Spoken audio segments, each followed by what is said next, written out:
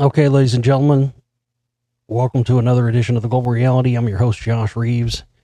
This is the Friday, November 17th, 2017 edition of the broadcast.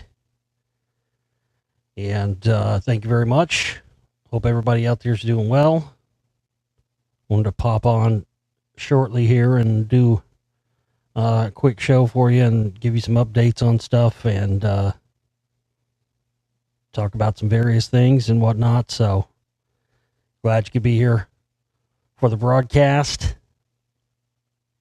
TheGlobalReality.com is my website. We'll be working on getting the website revamped and redone and all that stuff coming up in the new year, so sit tight for that. That's definitely in the works for 2018.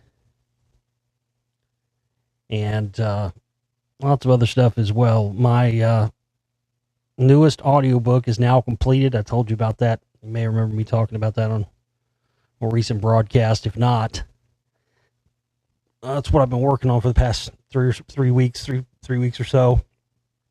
I felt it was important to do this audiobook in preparation for the release of Spellcasters Volume 2. And I was right. I was definitely right about that.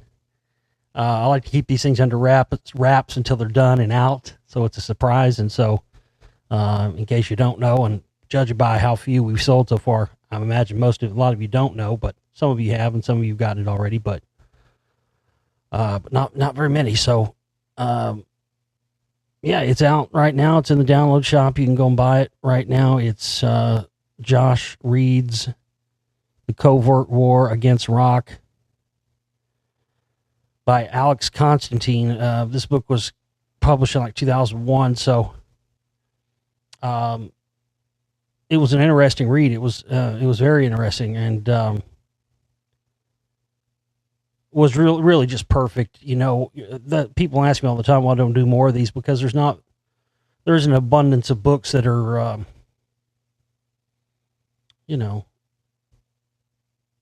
that really work and really they have to work on both ends, and this one worked great because it's one of those where none of the stuff that none of the stuff I've ever read, I've come from the only thing I ever read that I ever had previously read before doing it on the air was The Finding of the Third Eye. But always my books have always been about, and I've always, a lot of them used to be, I started out doing it on the radio show.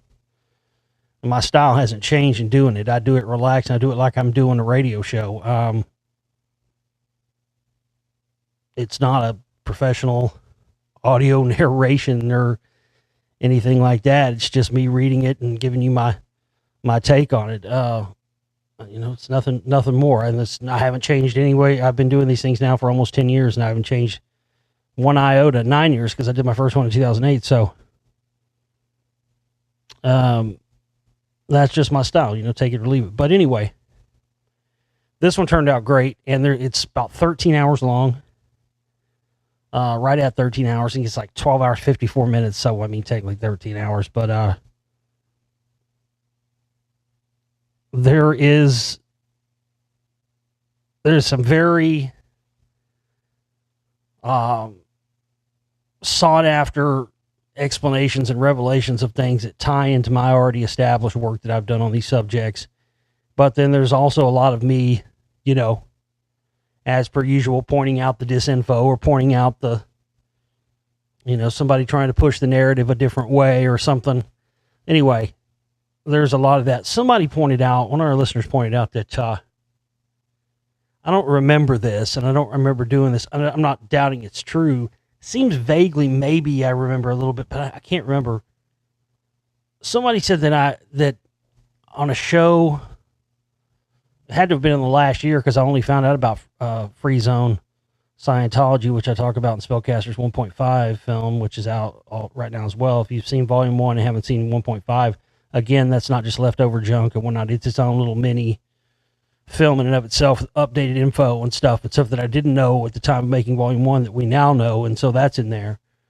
Because Volume 2 is such its own thing on its own. There wasn't time. It would have been way too much and way too long to put all the stuff that we needed to update from Volume 1 into Volume 2. So, but someone pointed out that maybe at some point I talked about on the show that Alex Constantine was, I was reading, I guess they said I was reading from a transcript from a Red Ice interview. I remember that, but I don't remember it being Alex Constantine. I remember it being Jerry E. Smith and somebody else, one of the guys that did the Heart book or something at one point. But somebody pointed out that I may have said on one of the shows that Alex Constantine was a free zone Scientologist. I don't remember that, but I do remember what he's talking about, reading from the Red Ice script thing, but I don't remember. Maybe, I mean, if somebody remembers that show or somebody can also verify that and can point it out to me and let me know, okay, great. But I don't remember that. But either way, if he is or if he isn't, there's a lot of stuff in the book that's clearly, on the miss or dis or, whatever you want to look at it, information side of things. So as per usual, I point those things out and put the information, because a lot of the information is done once you put it in the context of stuff that I found out in my own research, especially a lot of the fall stuff. There's a lot of things in that book where the information on its own, you're kind of sitting there going, well, this doesn't even, why doesn't even make any sense? Why is this even going on? One of those in particular that I talk about in the book is the death of Brian Jones from the Rolling Stones.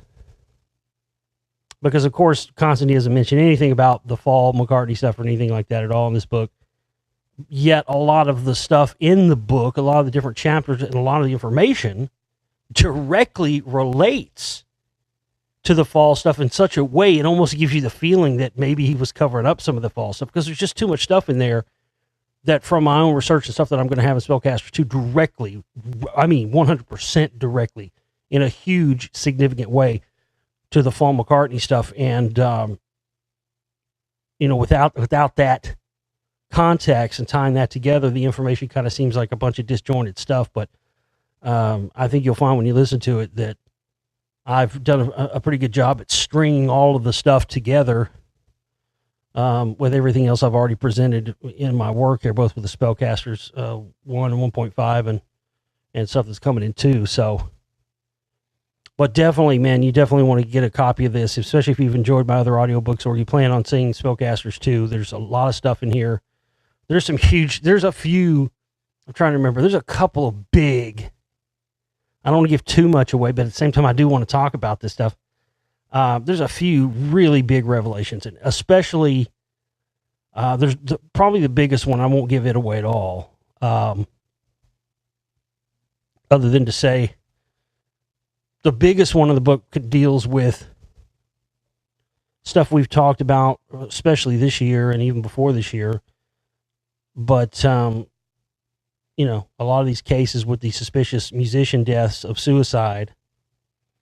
And you've heard me talk about on the show a bunch of times here how, it's always, I find it funny that every time you have one of these deaths, it happens when in the rare, well, excuse me, sorry, I kicked my mic stand there. It happens in the rare moments when these people are alone. I mean, it's crazy. And it's happened so many times that it just can't be a coincidence. These people are surrounded day and night by, all manner of people, 24/7, road managers, tour managers, A&R people, entourage, handlers, whatever it may be.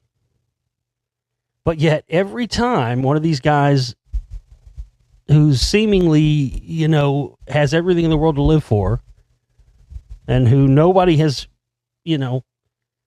seen acting depressed or anything at all, in these moments these rare moments they get alone, this is when they decide to off themselves. Like that's all they're thinking about. I mean, they just don't buy it. It doesn't hold water. I mean, you're going to tell me that Chris Cornell went through all the trouble of getting back together and letting bygones be bygones and reuniting with Soundgarden, going out on the road to tour with a reunited Soundgarden, everything, people loving it, concerts selling out, doing great, doing good business, top of the world. In the couple of moments between the show and when he goes to the bathroom, so that's when he's like, okay, finally, whew, all right, finally, I got a bright moment to myself. Now I can end it all. Come on, and that happens to every. I mean, you can go on with all of these. I mean, tons of them. Even going back to like, and we talk about this in the book, like Jim Morrison and Jimi Hendrix and those people. Same thing back then. You know, in the few moments that they were alone, that's when they decided to off themselves. Or that's when they conveniently died, when nobody was around, when they're surrounded with people. You know, Chester Benningfield happened with him. Tom Petty. I mean, whether there's something suspicious with Tom Petty's death, or whether there isn't, the fact of the matter is, you know, did you ever hear the 911 tapes from the Tom Petty thing? It was bizarre. It's just bizarre, weird shit in there. Anybody in their fucking right mind would have been like, motherfucker, on the phone, because they were, you know, it would have been like, this is Tom Petty. You know, you need to get somebody over. They never say. I have suspicions that the 9/11 tapes that were leaked from the Tom Petty, they were fake. There's something suspicious about them. They're not real. They don't sound like real tapes to me. The same thing with him. You know, he finishes this massive world tour, and then not even a week later, he's dead. He drops dead. Chester Bennington just finished a tour. He gets home. He's in his house, you know, for just a few minutes by himself, and that's when he decides to kill himself. But what's interesting is that in the book, there's an explanation for how a lot of these people supposedly kill themselves. There's an explanation in there that talks about it being a part of the programming and whatnot. And I'll give you guys a week or so and let you catch up to hearing it, and then I'll talk more about it. But anyway, that was a big revelation. There's a few pretty, you know, that's one of the great things about reading a book that I've ever read before and doing it, you know, in front of a microphone, reading it for the first time, because whenever there's something that I react to, you get to hear my genuine reaction to it. And there's a few times in there. And yeah, I mean, you know, sometimes you gotta drop F-bombs.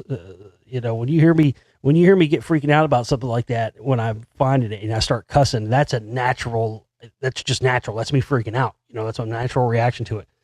And there is some of that in this book, reading for sure. One of which I will give away, because this was just used, but I will say this, there's a lot of stuff in this book too that ties into my CMP research, a lot of my secret right stuff. There's a lot of stuff that ties in. And of course, we've already seen how that also ties into the spellcaster stuff, but it's just unbelievable. There's a thing in there that talks, because we've talked about the Hunt brothers extensively, and their connections with, you know, well, the highest, from the mafia to the Vatican to the Queen of England, with, you know, the Hunts breeding horses and stuff with the Queen of England. And I mean, they're the elite of the elite. And it talks specifically in that book about the Hunt brothers financing death squads to go after certain musicians and whatnot that were seen as a threat. And of course, we know how they're tied in directly with the CIA. That information, of course, we know from the Hunt brothers' connection to the CIA came directly from stuff connected to the Kennedy assassination research. That blew me away, though, because I've already connected, you know, the Hunt brothers and CMP and all the stuff to Alex Jones, and we know how Jones has had all these different musicians and rock stars on there through the years, and those connections and the mafia connections with the music industry. There's a lot of that talked about in the book. But, you know, that the Hunt brothers have not only financed the Council for National Policy and whatnot, but they've financed death squads, you know, to eliminate musicians and make their deaths look like suicides or you know, accidents or whatever, drug overdoses. That, you know, that was, to me, yet another huge confirmation of my work and what I've done and what I've been putting out there for the last 10 years, because I have not found that tidbit of information anywhere else or ever heard that. But, you know, putting that up against what I've already established with my secret right work and everything else, is just unbelievable. But anyway, Josh Reeves reads The Covert War Against Rock. $10 on sale now in the download shop. You can find links here in the video, the read more information section of this video. And in the comment section, I'll leave links there for you as well. Go and get it. I'm also starting back up on my, well, I haven't really stopped, but I stopped for, a few weeks, a little bit here and there while I was doing the audiobook and doing all that stuff. So I'm still working to complete the Spellcasters Volume 2. It will be out before the end of the year at 100%. I don't know exactly when that'll be. I don't know if it'll be the end of this month or the first of next month. The problem is right now is, and I didn't harp on this, and I didn't gripe and bitch and complain and moan about it, but the fact of the matter is it didn't really affect us as much then as it does now. We didn't come close to reaching our goal for our 10-year anniversary fundraiser, and there was some of the money that was allocated in that was allocated towards stuff that we need for the Spellcasters Volume 2. This film has been made on beyond a shoestring budget. I mean, we only had about $1,000 or $1,500 or a budget or something like that total, maybe $2,000 at total for this film. And considering that this film is actually going to be 2 films in one, and it's going to be 2 separate files, it's going to be like Volume 2 and Volume 3 in one film, because there's so much info, I don't have a choice but to make 2 separate films out of it. The problem is now is we've got some stuff we have to have before this film can be completed. I can't go any further and finish this film unless I'm able to get some more of the video effect plugins for my editing software, which give us visual effects on screen and stuff like that. If you saw Spellcasters 1, you know, from the previous Lost Secrets Volume 2 or whatnot, you can see how the quality of that film jumped up dramatically. And really, that was not really due to anything other than me getting better at making films and getting better at this with each one that I make. But a lot of that had to do with the effects plugins and the different stuff that give us the visual effects. And, those are like the ones I get from the company I get them from are usually anywhere from $30 to $50 a pop. And there's like 4 or 5 we need. And we've also got about $500 that we need to raise for soundtrack equipment stuff. I'm to the stage. See, I haven't been to the stage yet until now because I'm getting closer to it being done. So I'm in the stage now where I've got to get the stuff in here. I really need it in here in about the next 48 hours, so I can go ahead and get going on this. And we've only raised about $100 this month for contributions. And I've had this audiobook on sale all week since Monday, and we haven't sold that many. So, this is a call to everybody out there.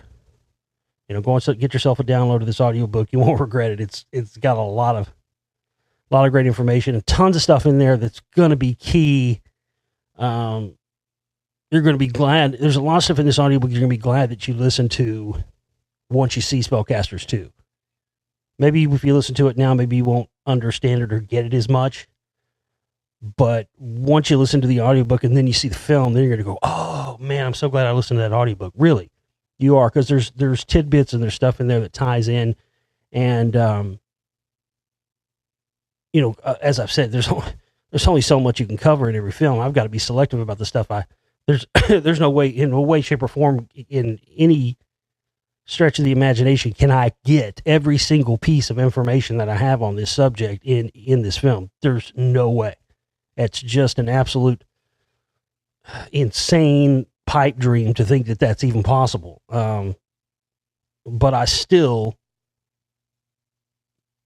give, the maximum amount of info I can give per film, and keep them, because you can't make stuff too long, and that's why I'm making this one fucking 2 films. That way you can watch half of it, and digest that, and maybe watch it again, and then move on and watch the next half. If I try to fucking put all this in one complete viewing experience, it's just going to be overload. And I've done that before, and it's not good, because then it doesn't matter how good it is. After so long, people just worn. So I'm gonna have mercy and split this fucker into 2 different parts. But like I said, we didn't reach our goal for our 10-year anniversary fundraiser. There was a lot of equipment and upgrades and whatnot that we were going to have here pretty quickly. Or otherwise, over the next few months, we're not going to be able to do this anymore because our equipment's going to be breaking down.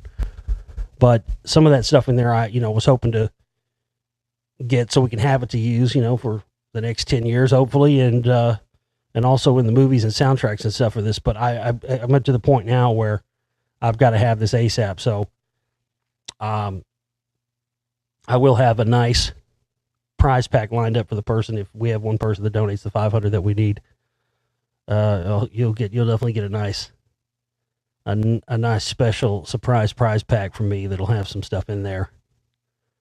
But really, I mean, if you look at our YouTube views and how many listeners we have per show, it doesn't take us long to get to 1,000 to 2,000 views.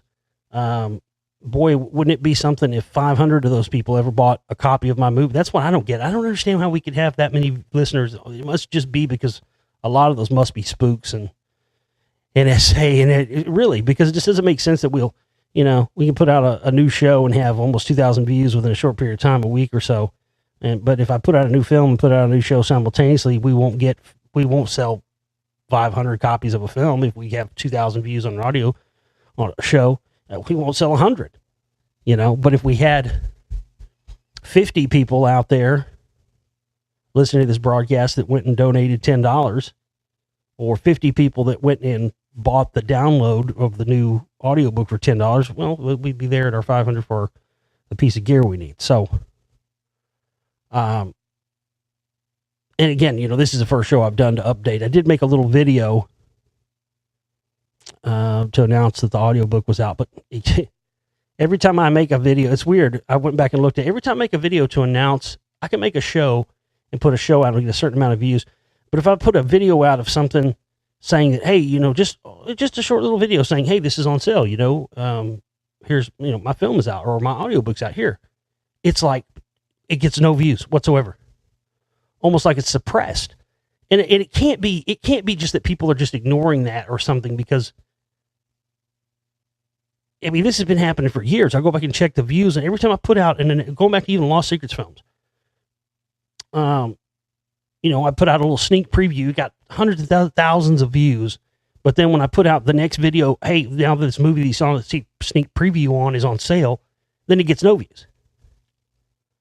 Again, the conspiratorial side of me, after a while, if that happened, again, once you see patterns, starts to make me think that this stuff's being suppressed and they're keeping the views down on this stuff when I actually have new content out and new stuff for people to check out and buy. And again, with the stuff that I'm pushing, the boundaries and the areas I'm pushing into now with this shit, it's going beyond and getting beyond anything anybody's ever put out, because I'm in territory now with a lot of the information we're going to have in Spellcasters 2. We're in, nobody's ever been here before territory with a lot of this stuff. So, but again, my goal is to have this film out in the next 2 to 3 weeks, but, I've taken 3 weeks off to do this audiobook. We've gotten hardly any support after barely squeaking by with the operating costs. I mean, I basically don't have anything to operate with over here right now. And, we haven't got that many. I was really hoping that this audiobook, since it's such a great primer for Spellcasters 2 and has so much information in it, key information in it, that's going to, help you understand the greater picture of this, especially once you see the film. Because as I said, there's no way I can paint the entire picture for you with one film, but I'm going to do my best. But a lot of the stuff that I don't have time to put in, or wouldn't have time to put in Spellcasters, a lot of the stuff is in this audiobook. And, I was really hoping that, like I said, I was sitting here thinking, well, God, if we get 1,700 views in 3 days on a radio show I upload, why can't we get 100 people to buy a download? If we got 100 people to buy a download, then we'd be totally gravy.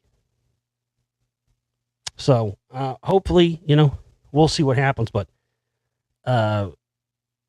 again, I'm putting it out there. I haven't done any shows since this has been out, so maybe I'll chalk it up to that. But, that and only getting in like $100 this month. I mean, we've got to have some serious support here fast and to be able to get this film out. And that's really the priority right now, because I want to get this done and out, because I'm not going to be putting out, people ask me, why haven't I had pre-orders for Spellcasters 2? Because I'm not going to put it on disc. It's not going to be available. It's only going to be available on disc, on DVD or Blu-ray, in the 10-year anniversary box set that's going to be coming out after the release of Spellcasters 2. It's going to have all my films in it. Other than that, you'll only be able to get Spellcasters Volume 2 by buying the download when it comes out or buying the box set. That's it. I'm not going to be doing individual films on discs anymore in the future past this box set, with the exception of I might do some limited edition stuff on discs that maybe doesn't have artwork and just has paper sleeves, but it's a nightmare. I'm tired of dealing with it. We still haven't gotten our artwork from Spellcasters 1 yet to get the discs done and out on those. It's been a total nightmare. I'm sick of dealing with physical crap. I don't have the space or the place to put, to have a fucking warehouse full of DVDs and discs and shit, because you got to buy a certain amount, a minimum of these discs, and the minimum you have to buy these discs is not anywhere near close to how many we sell. So you end up with all these extra discs, and, I'm sick of being the fucking mailman and having to go out and mail. It's just, I'm tired of that because I'm a one-man operation, so I have to do it all. So once we get the artwork and we get all the people who pre-ordered the discs for Spellcasters 1, once we get those discs out to them past the 10-year anniversary box set, I will not be offering. Now, that's not to say, again, that I might not put out some limited edition stuff here and there, but pretty much once the 10-year anniversary box set's out, if you want my films on disc, that's how you'll be able to get them. We won't be selling individual discs anymore either of any of the older films, but we're going to have the 10-year anniversary film box set, which will have all my stuff, even the mini films and everything into it, up to Spellcasters 2. We're going to have that available in a variety of formats and packages and all kinds of stuff. So I'm very excited about that. I'm really most excited about getting Spellcasters 2 done so I can start working on the box set with all my films in it, because I really can't wait, just to have all my collected works, just to be able to hand that to somebody, whether I hand it to somebody or you hand it to some, whatever it may be, and just go, look, just watch this, watch most of this. I'm really looking forward to doing that. And as far as 2018 and what I have on track for 2018, I'm going to be 2018. There's a lot of stuff. There's a lot of stuff actually. I'm trying to remember all the stuff I've got planned. I got a lot of stuff planned for 2018. I'm going to be coming out with, after Spellcasters 2 and the box set and stuff's out, I'm going to be coming out with a mini film on with the Tupac stuff in it, a standalone little mini film just on that. So that's one thing. I'm going to be working on finishing off. It's almost become like the Beach Boys smile, the long lost, never completed Lost Secrets of Ancient America Volume 3, which I have about 60% shot, but I doubt I'll be able to go back. I really need to go back out and back out into the field and go across America again a couple of times to shoot some more stuff. But I think I'm just going to finish that film off with what I've got, just to get it out there, just cause. Also, I'm planning on, I've never stopped planning this, just because I don't talk about it every day on the show like I used to, or maybe it's not my current project. It doesn't mean I've lost interest in it at all by any means. It's part of my life work. But also I'm going to be trying yet again for the umpteenth fucking time. It seems like it's just a constant thing I'm always trying to do, but I'm never going to stop. But I'm also going to be trying to fire back up at getting a rock wall dig going in 2018. It's another one of my big goals. Strangely, there's been some revised interest in it lately, and I've been getting contacted by multiple people. In fact, the other day, I was just thinking about it, and then I got contacted by 2 people in the same day that want to help out and whatnot. So that's definitely on the agenda for 2018. So yeah, the Tupac mini film, the completion of Lost Secrets of Ancient America Volume 3, the rebooting of trying to get the Rockwall dig going again. And I'm also going to be working on coming out with a record of my own music, because I've been a musician for so long, and I haven't made any recordings or recorded any of my songs or done anything like that in, gosh, since like maybe 2002. I mean, I was in a band with my sister and stuff for a while. But I played drums, but it wasn't my songs. I wasn't writing songs. I wrote some, co-wrote some stuff, but for the most part, that was not I was just playing drums, which is great. I like to do that. But now, stuff has kind of shifted to where I've always been.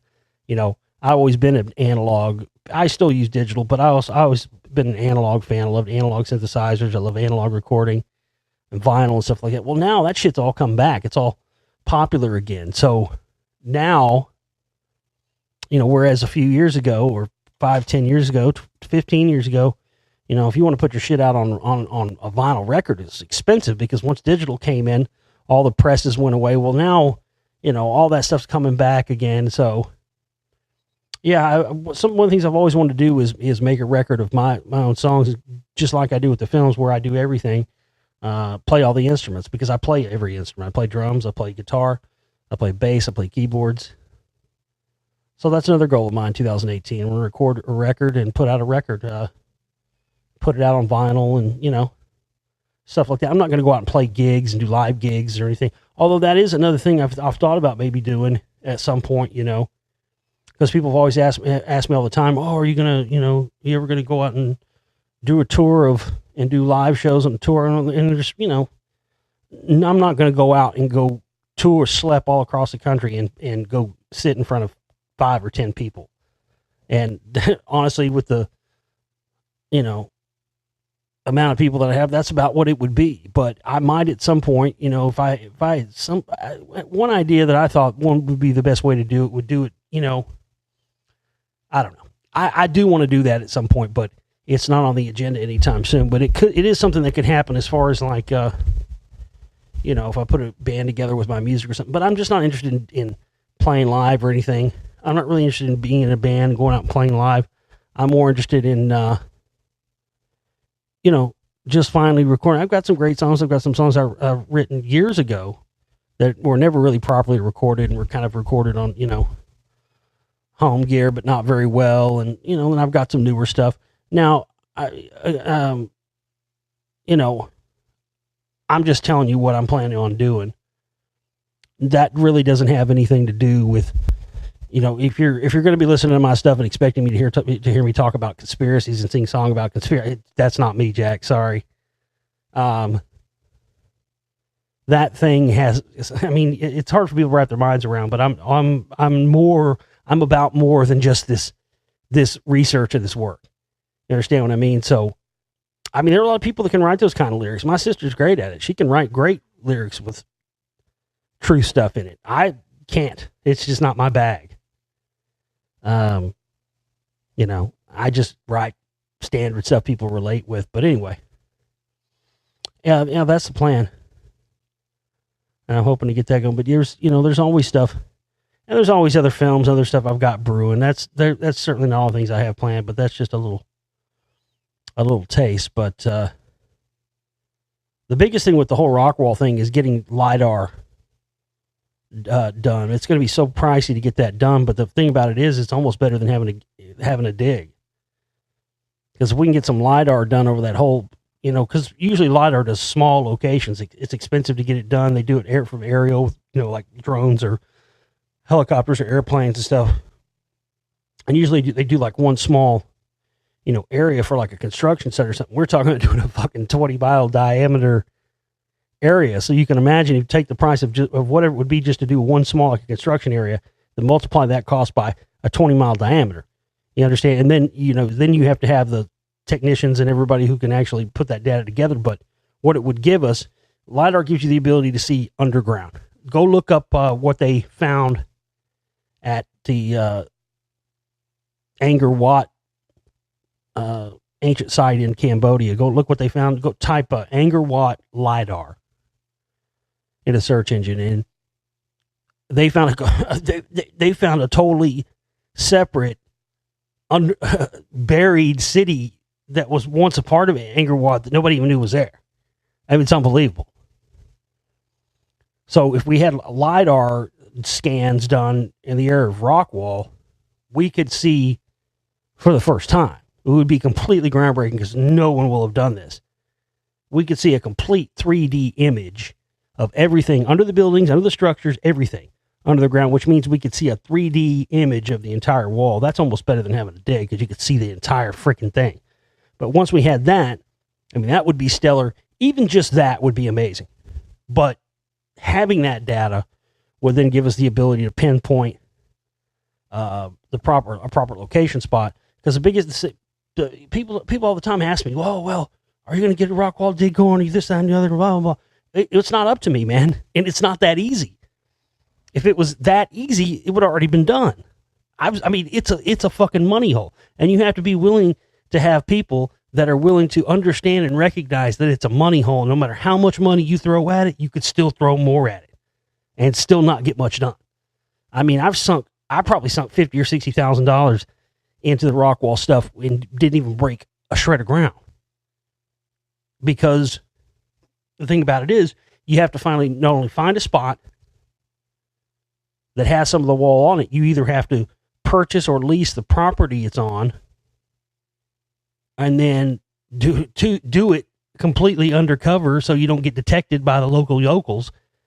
Because you know how, I mean, it's bigger than it is now. I still consider Rockwall a small town, but, you know, it's more suburb now than it used to be. It used to be, you know, kind of far out. But Dallas has gotten so widespread now. Rockwall's really just a suburb now. But word gets around town about that kind of shit real quick. And if you're doing it on somebody's property that you don't own, because there's only ever been, well, there was a site that they did that was on somebody's property or farm back in the 70s, 1976, and then when John Lindsay did his dig in the late 90s, it was on some people's property that allowed them to come and do it there. And then, of course, when the History Channel did their little America Unearthed disinfo shill whitewashing, all they did was go back to the exact same spot that they did the original dig on and pulled the dirt off of it that they'd already pulled off, because you have to break through blue shale to even get to where the wall is. Okay? It's not just uncover a little dirt. Oh, there it is. No. We're talking about massive backhoe work, and then you have to have a separate pit for your overflow water. You got groundwater and ocean water that's down there. Literally, it's salt water because it's compacted from when the Great Flood happened. That's what covered the wall up. The soil analysis showed conclusively that a flood event that happened somewhere in the neighborhood of 13,000 years ago is what covered the rock wall. Because when you start digging down there and you pull that clay out and put in the bucket and whatnot, that's when the water starts coming up that you think's groundwater, but it's not groundwater. This has fucking, sand dollars in it and shit that are still fresh. Because the sea used to come up to right where the rock wall is, and the rock wall served as not only a structure and something that produced energy, but also as a seawall. That's why, I mean, to say great intelligence built this thing is the understatement of the century. It's beyond great intelligence. Superior intelligence.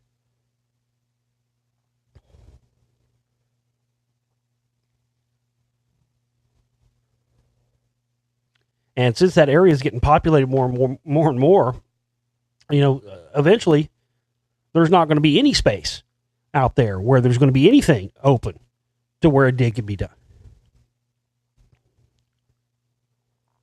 So, yeah, I mean, I haven't given up on it, but I've also been realistic about it. I mean, there's, again, LiDAR and all that stuff's going to have to be done. An absolute 100% verified dig location, a spot's going to have to be found. And then that property is either going to have to be leased or purchased or something else. And then we're going to have build like an aluminum type building or something over the dig site so they can't see us with planes and satellites and everything else. I mean, it's a big, big job. It's a big operation. But it's also, especially the way that we would do it, it's also, I mean, you want to talk about an opportunity, something that nobody's done, nobody will probably ever be able to do again. This is it. And as that town, I mean, I'm telling you, every time I go out there, I'm shocked. I mean, is it they continue to expand out, and a lot of the places before, are getting covered up. Time is, we probably got about maybe another 3-4 years until there aren't going to be any spots left to even do a dig out there anywhere, because they're all going to be covered up. And of course, we know that's the plan. That's been the plan since the very beginning. That was the plan when they first started finding out about the rock wall and started finding out that it wasn't a natural formation. All the local yokels got scared back then, even back in the early 1900s. If they started getting scared back then because they were afraid that the government was going to come in when they found out what was there and take all the farmland away. So this paranoia and fear that this thing not being a natural formation has instilled in the people that live in Rockwall has become generational, because now the threat is, well, now we don't want to threaten our big value, high value real estate or high value homes and all this stuff out there. So they just continue to raise the property value up and everything else. I mean, I found a site out there a couple of years ago. Me and a friend went and gathered some rocks up at, it's not too far from the lake.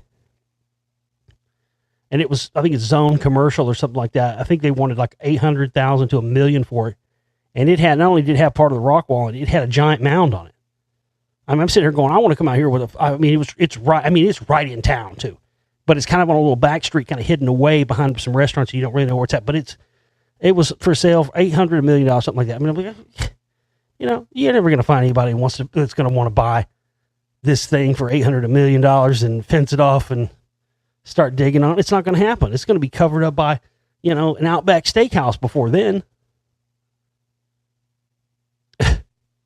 So, again, for the people out there who think that, it's, why don't you just go out there and start digging something up with a shovel? It can't be that hard. Well, yeah, it is that hard.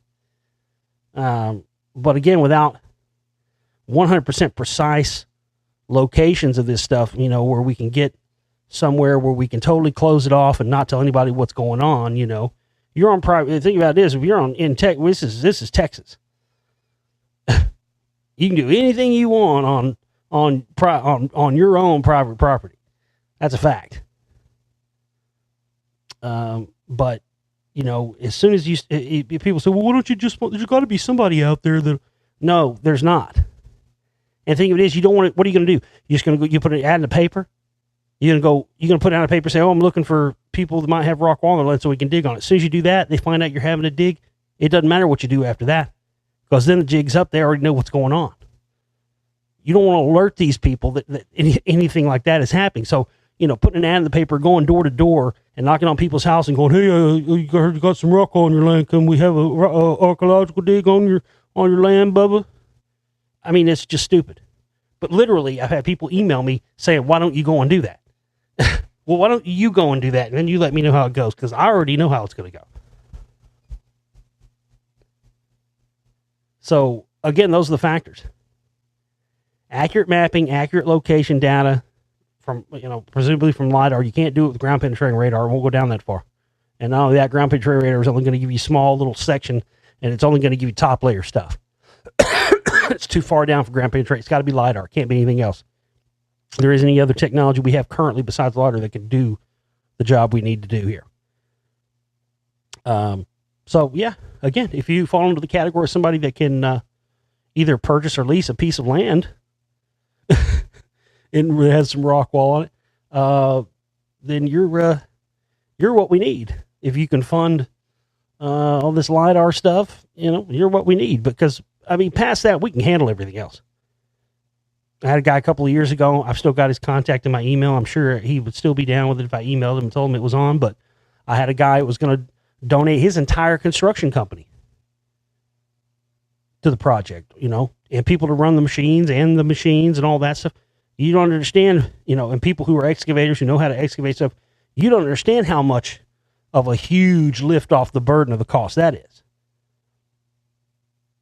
So everything else, as far as the rock wall dig thing goes, just based on the contacts and stuff that people I've talked with and everything else, all that stuff will be handled. The major thing is it really beyond anything else is getting the data and finding a proper dig spot and acquiring the, area to do it. But, hey, thing of it is, if it might be a for somebody that has the money and the capital to be able to do it. To be honest with you, the way that the property values are skyrocketing out there, that might be a good investment for somebody. Just invest in the land, do a rock wall dig on it for, a couple of years or something. And, you sell it for a profit. You get your money back plus some. Ideally, that's the situation we need to happen. And I really don't, other than somebody just coming out of the ether and saying, I have a piece of land that has rock wall on it, you can dig on it. Short of somebody just coming and volunteering that out of the ether, that's the only way it's going to happen. So, I wanted to address that because I've gotten a lot of questions about it again recently and everything else. So, all right, we're going to leave it there, folks. I want to thank everybody for tuning in. Go and check out Josh Reeves Reads The Covert War Against Rock. Get yourself a copy of the new audiobook and make a contribution and help us raise $500 so we can finish off Spellcasters Volume 2. We'll talk again soon, folks. I love you all. Take care.